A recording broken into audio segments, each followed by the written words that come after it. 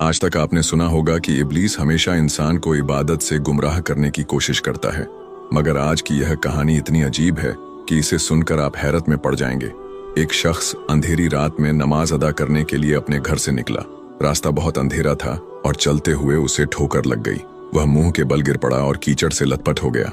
गंदे कपड़े देखकर वह वापस घर लौटा, लिबास बदला और फिर से मस्जिद की ओर रवाना हुआ।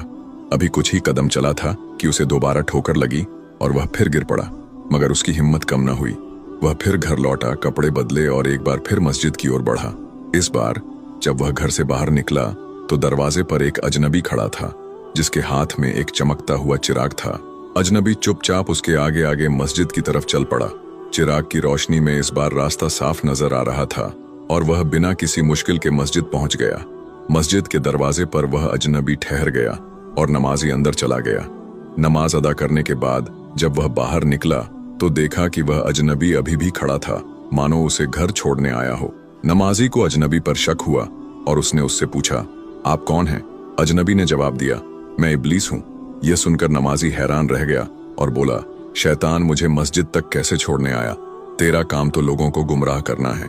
इब्लीस हंसते हुए बोला, जब पहली बार तू गिरा तो अल्लाह ने तेरे सारे गुनाह माफ कर दिए। जब दूसरी बार गिरा तो अल्लाह ने तेरे पूरे खानदान को बख्श दिया। मुझे डर था कि अगर तू तीसरी बार गिरा तो अल्लाह पूरे गांव को बख्श देगा, इसलिए मैं चिराग लेकर आया ताकि तू बिना गिरे मस्जिद पहुंच जाए।